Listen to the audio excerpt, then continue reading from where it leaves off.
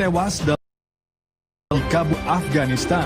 Empatnya berprofesi sebagai dokter.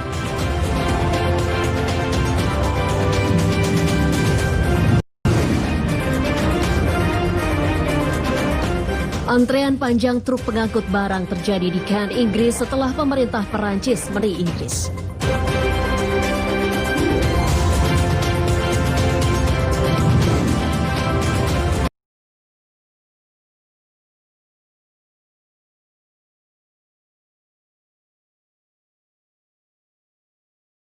Menyaksikan dunia dalam berita dengan informasi dari berbagai penjuru dunia bersama saya Oki Satrial.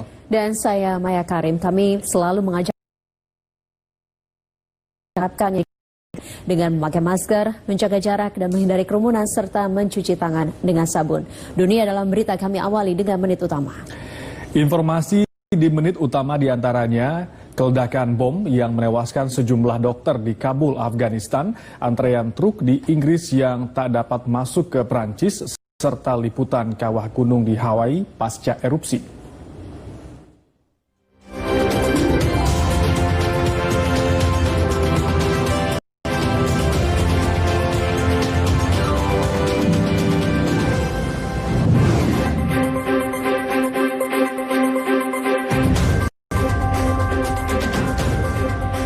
Sedikitnya 5 orang tewas dalam ledakan yang menghancurkan sebuah kendaraan yang ditumpangi sejumlah dokter di Kabul, Afghanistan hari ini.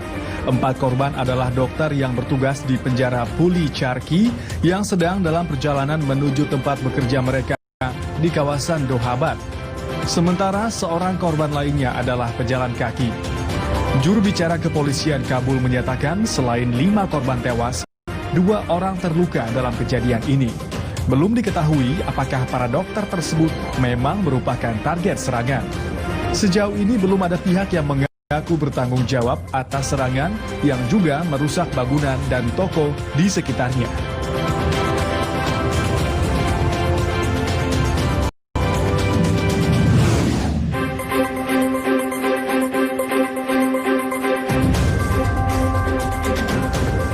Antrean truk yang akan keluar menuju Perancis mengular sepanjang beberapa kilometer di Cannes, Inggris setelah Perancis mengeluarkan larangan masuknya kendaraan dari Inggris selama 48 jam. Larangan ini untuk mencegah penularan varian baru virus corona yang saat ini melanda di bagian selatan Inggris. Langkah tersebut dikhawatirkan akan menimbulkan kelangkaan dan hilangnya sejumlah bahan pangan di Inggris jika pembatasan dilanjutkan. Usai melakukan pembicaraan dengan Presiden Prancis Emmanuel Macron, Perdana Menteri Inggris Boris Johnson mengatakan pihaknya memahami alasan tersebut dan berharap larangan segera berakhir. Prancis sedang mencari sistem untuk mencegah penyebaran virus dari Inggris, termasuk dengan rencana tes COVID terhadap semua pengemudi sebelum masuk ke Prancis.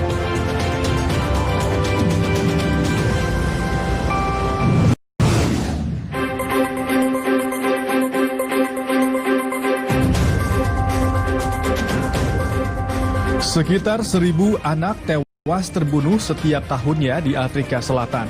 Wandi Zito diantaranya. Bocah berusia 5 tahun itu ditemukan tewas April lalu di Johannesburg, diduga dibunuh tetangganya. Direktur Institut Anak di Universitas Cape Town, Profesor Shanaz Matthews menyebutkan jumlah ini belum termasuk kasus pembunuhan yang tidak terinvestigasi. Dalam studinya tahun 2013, Matthews menyebut tingkat pembunuhan anak di Afrika Selatan adalah 5,5 per 100.000 anak. 2 kali lebih tinggi dari rata-rata dunia. Februari lalu, penculikan terhadap Tazne Van Wyk, anak perempuan berusia 8 tahun yang jenazahnya dibuang di saluran pembuangan di Cape Town telah membangkitkan kemarahan dan protes di Afrika Selatan yang menuntut agar pelaku dihukum mati. Namun banyak pembunuh anak yang akhirnya lolos dari hukuman akibat kurangnya bukti yang disebabkan oleh kelemahan dalam menganalisa bukti forensik, termasuk tersangka pembunuh Wandi Zito.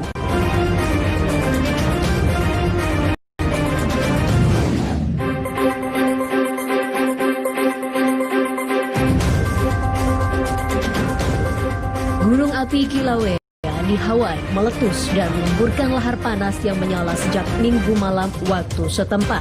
Di jam-jam pertama letusan, lahar panas yang bercampur dengan air di kawah gunung menimbulkan asap putih tebal di udara. Langit di atas gunung berubah menjadi oranye kemerahan dan menjadi tontonan warga. Karena lokasinya yang jauh dari pemukiman, tidak ada warga yang dievakuasi dari rumah mereka. Kawah bernama Hale Mau Mau ini berada di Taman Nasional Gunung Api Hawaii. Dari pantauan udara terlihat terbentuknya danau lahar di dalam kawah akibat air yang menguap setelah letusan. Sejauh ini letusan masih terjadi. Para ahli belum dapat memastikan berapa lama gejolak alam itu akan berlangsung.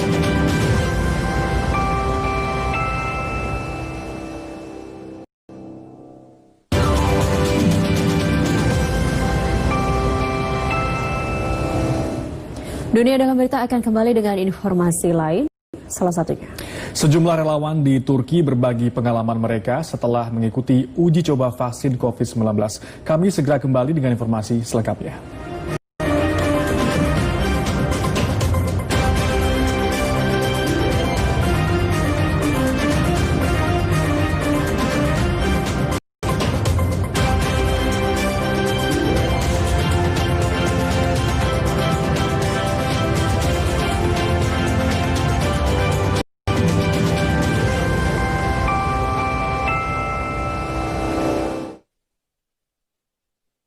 Dilakukan pada akhir Desember atau awal Januari mendatang.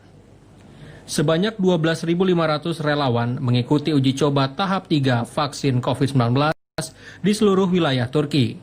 Namun program vaksinasi secara penuh diharapkan dapat dilakukan sebelum uji coba vaksin dinyatakan selesai.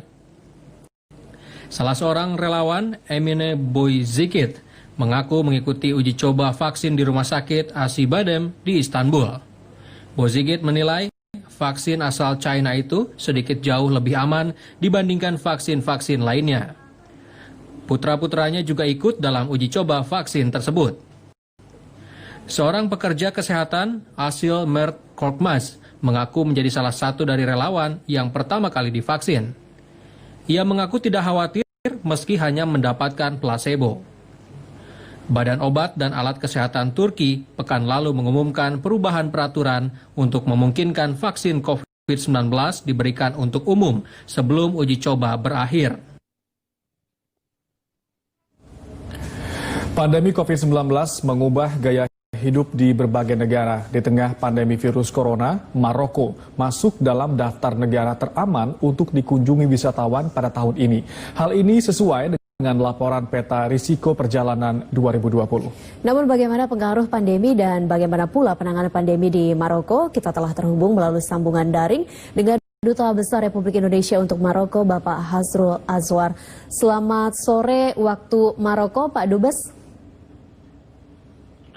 Selamat sore, selamat malam di Indonesia. Baik, Pak Dubes, kami ingin tahu bagaimana informasi terkini terkait dengan penanganan pandemi COVID-19 di Maroko, Pak. Ya, pemerintah kerajaan Maroko telah membuka sekolah sejak 2 bulan yang lalu.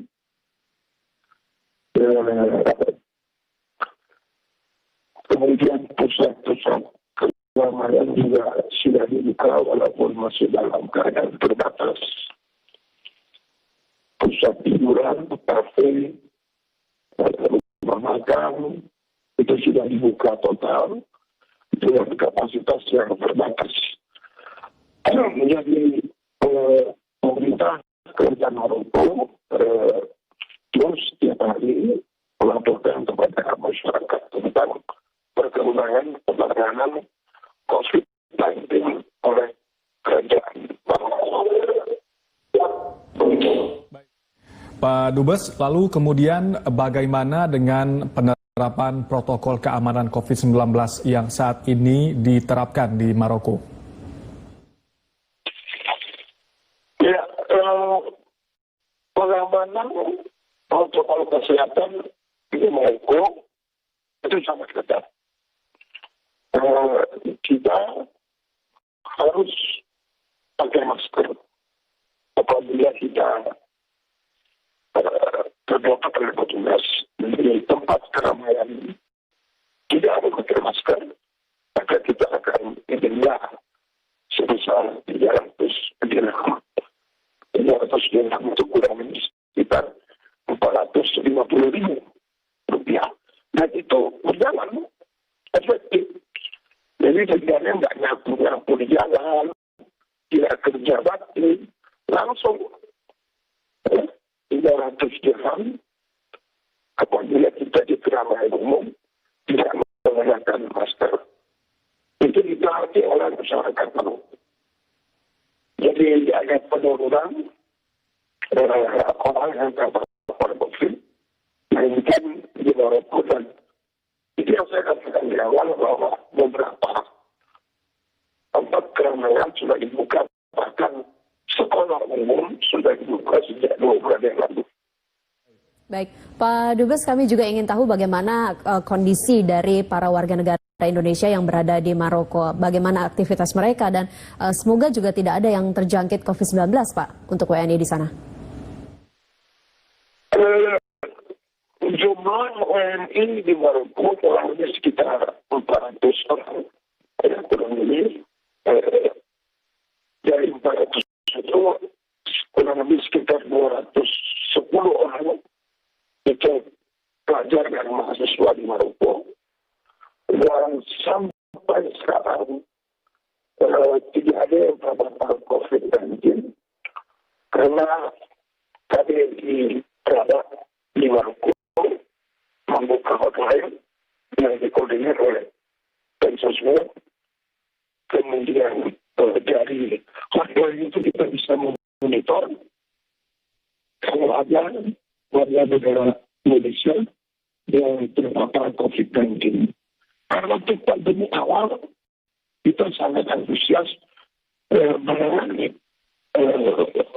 WNI, menyaksikan mereka dan bahkan melakukan repatriasi WNI sebanyak 28 orang. Kita berangkatkan pulang ke Indonesia dari Maroko di tengah-tengah pada waktu maraknya pandemi COVID-19 sekitar bulan Juni. Jadi alhamdulillah mahasiswa pekerja di Maroko, karyawan di Maroko, dan termasuk pekerja yang di pabrik Indomie di Maroko, semuanya aman dari COVID-19 insya Allah sampai hari ini. Dubes, terkait dengan pemantauan atau monitoring yang tadi Bapak sampaikan, apa upaya yang dilakukan oleh Kedutaan Besar Indonesia di sana untuk bisa memantau pergerakan warga negara Indonesia? Adakah imbauan yang diberikan oleh kedutaan untuk warga negara Indonesia yang berada di sana, dan kemudian bagaimana kemudian jika ada warga yang mengalami kendala, bagaimana mereka mesti menghubungi Kedutaan Besar begitu, Pak? Saya katakan tadi bahwa KBRI membuka hotline, membuka WA Group. WA Group KBRI dengan para mahasiswa, WA Group KBRI dengan para pekerja di Indonesia yang berada di Maroko di setiap kota. Apabila mereka terpapar COVID, mereka langsung melapor ke KBRI dan kita kemudian mendatangi mereka. Dan sampai hari ini tidak ada, insya Allah, mudah-mudahan tidak ada terus lah. Tidak ada. Jadi terpantau semua yang 350 lebih WNI itu terpantau semua. Dan mereka ada yang bekerja di sekolah. Seperti ini kemarin ada warga negara Indonesia yang bukan karena COVID, karena tumor di otak dari bayi, bekerja di Tangier, meninggal dunia setelah diobati.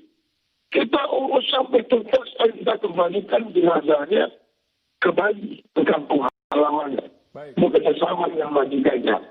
Itu menunjukkan bahwa kita bekerja secara maksimal. Baik, Pak Dubes. Dan kita pulangkan ke Indonesia. Jadi COVID-19 juga ditangani oleh KBRI dengan maksimal dengan membuka hotline, membuka WA group, sehingga semuanya terbantu dengan baik. Insya Allah.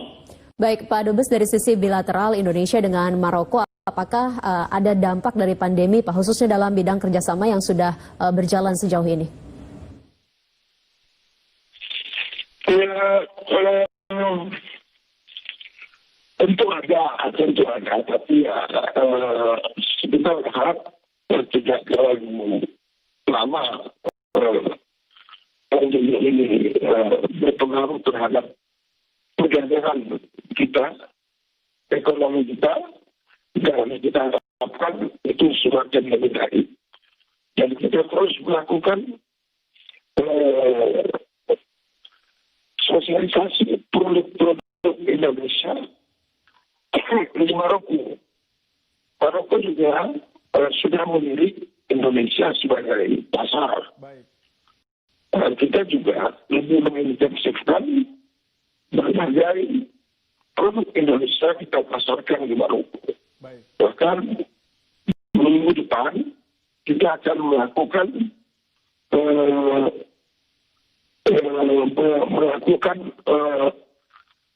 katakanlah pameran kuliner Indonesia di Wisma Duta untuk lebih masyarakat Maroko mengetahui kuliner Indonesia di Maroko. Jadi perdagangan ini mudah-mudahan tidak begitu berkurang, insya Allah. Baik, Pak Dubes, selain tadi disebutkan ada eksibisi atau pameran makanan Indonesia di Maroko untuk lebih mengenalkan Indonesia di sana, adakah kerjasama yang akan diwujudkan dalam waktu dekat, mungkin kerjasama B2B atau G2G begitu, Pak Dubes? Bulan yang lalu, tahun yang lalu kita sudah menandatangani kerjasama. Menandatangani memorandum of understanding.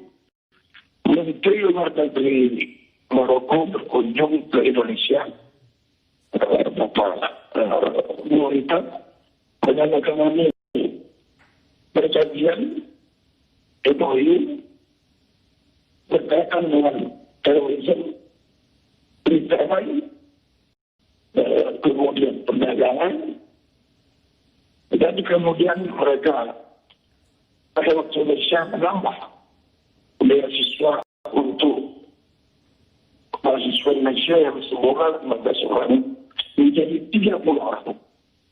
Ke depan kita akan lebih memfokuskan kepada perjanjian yang namanya Preferential PTA, Preferential Trade Agreement, ini perjanjian perdagangan antara Indonesia dan Maroko. Ini yang menjadi fokus kami. Baik, terima kasih Bapak Hasrul Azwar, Duta Besar Republik Indonesia untuk Maroko, telah bergabung bersama kami di Dunia Dalam Berita. Sehat selalu, Pak. Selamat sore. Selamat sore, Pak Dubes.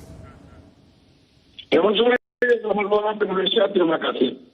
Salam sehat dan sukses. Baik, kita beralih ke informasi selanjutnya. Guna mengantisipasi sidang-sidang pada kondisi darurat seperti pandemi COVID-19 dan force majeure lainnya, sejumlah parlemen negara-negara Asia berinisiatif untuk menggelar pertemuan virtual di tahun depan. RI dipimpin Kedua Badan Kerjasama Antar Parlemen BKSAP Fadlizon, didampingi Wakil Ketua BKSAP Putu Supatmarudana dan Mardani Alisera, menghadiri sidang parlemen negara Asia yang diselenggarakan secara luring di gedung Parlemen Turki di kota Ankara. Sidang ini terlaksana atas inisiatif Parlemen Turki. Culture bisa segera berjalan, Bahrain mungkin akan segera mengusulkan. Kita berharap di masa pandemi kerja-kerja baik dari setiap parlemen di Asia tetap terus berjalan, termasuk komunikasi dan interaksi agar seluruh negara Asia dapat menghadapi pandemi ini dengan selamat, cepat, efektif, dan efisien. Pada saat pembahasan terjadi perdebatan yang cukup alot dari delegasi Rusia, khususnya pada poin pengambilan keputusan. Delegasi Indonesia menengahi dengan pendapat bahwa semua kegiatan APA harus mengacu pada APA Charter dan APA Rules of Procedure. Masalah muncul apabila kegiatan belum diatur dalam peraturan APA. Posisi Indonesia saat ini selaku raporter diundang oleh Parlemen Turki selaku Presiden APA bersama dengan 4 parlemen negara anggota APA lainnya yang bertindak selaku Wakil Presiden APA dan sekaligus Ketua Komisi Tetap APA, yakni Bahrain, Iran, Irak, dan Rusia. Tahun 2020 menjadi tahun ke-65 hubungan diplomatik Indonesia dengan Vietnam. Indonesia dan Vietnam menjalani hubungan strategis dengan kerjasama di seluruh bidang seperti kerjasama politik, dialog diplomasi, keamanan dan pertahanan, ekonomi, serta pariwisata dan pertukaran budaya. Hubungan baik antara Vietnam dan Indonesia telah berjalan selama 65 tahun. Indonesia dan Vietnam memiliki sejarah panjang tradisi, kesamaan budaya, serta sejarah memperjuangkan kemerdekaan. Di kancah internasional, tahun 2020 merupakan tahun bersejarah bagi Indonesia dan Vietnam, di mana kedua negara aktif sebagai anggota tidak tetap Dewan Keamanan PBB. Di tengah pandemi COVID-19, Kedutaan Besar Vietnam untuk Indonesia menggelar rangkaian acara peringatan kerjasama dengan sederhana.